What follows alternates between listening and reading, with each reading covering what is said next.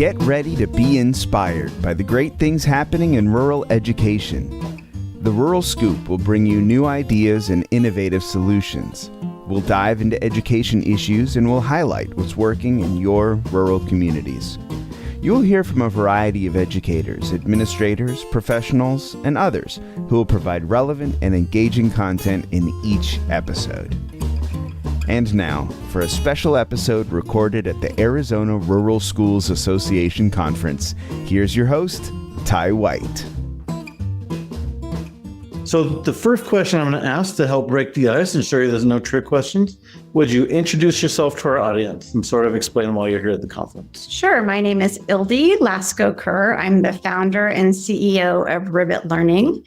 This is the second ARSA conference that I've been to, and we're here because we support rural schools and rural teachers. Is there anything you were looking forward to at this conference this year, or is there something you've seen today that's really stood out? I always look forward to just relationships and reconnecting with longtime friends. I won't say old friends. Some of us have been around for a while, and meeting new people. So I think the benefit of coming to any conference, whether it's a state or like national conference, is just building relationships and expanding networks. That sounds like a good reason to be in the work that you do anyways, and mentoring. Yeah. Why don't you tell people about Ribbit and what it is you have to offer rural schools?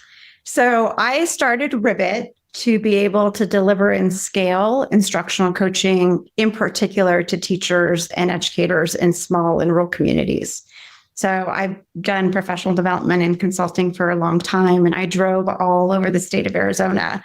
And the idea for Ribbit actually came on a drive back from Kingman, Arizona, after I'd been coaching new teachers all day. And I thought there's got to be a more effective and efficient way of doing this that was less expensive for rural communities. And so we looked to create technology to be able to get coaching to more teachers. But we literally started it with a rural community in mind. Can you tell me about your rural experiences? So I have never grown up in rural Arizona, but I am more or less an Arizona native. I moved to the U.S., but directly to Arizona when I was 4 years old.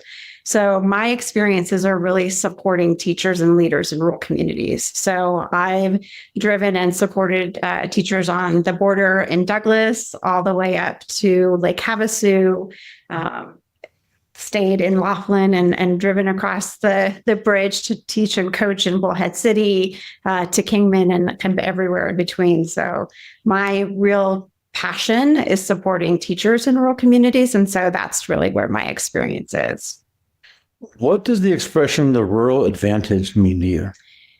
The rural advantage, gosh, I think it means to me just grit and resilience.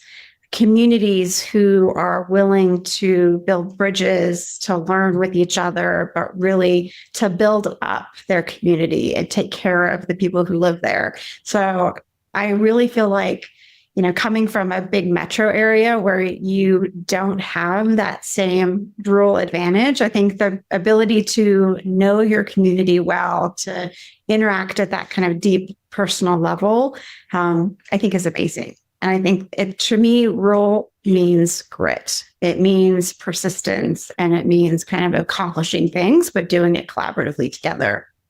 I'm sure we're going to appreciate that answer with the theme this year being resilient rural. Yeah, absolutely. One of my favorite parts of this conference is that ARSA recognizes and celebrates 10 outstanding teachers from across the state. And, one of them is going to be selected as the Teacher of the Year, but they're all worthy of that title. And I wanted to kind of put that back and reflect ourselves. Would you share with us about a teacher who impacted you and maybe influenced you at some point? I love that. I've had so many educators from elementary school all the way through my PhD. So it'll be a little hard. But I will tell you a story about Miss Harrison. She was my middle school English teacher, and she really, middle school is a weird time to be a kid. And it's where you're building, your first loves and relationships. And, she was an educator who just really got kids. And I always felt so safe going into Miss Harrison's classroom. She was a teacher that I invited to my high school graduation party and had stayed connected with her over the 4 years of being in high school after I'd left middle school.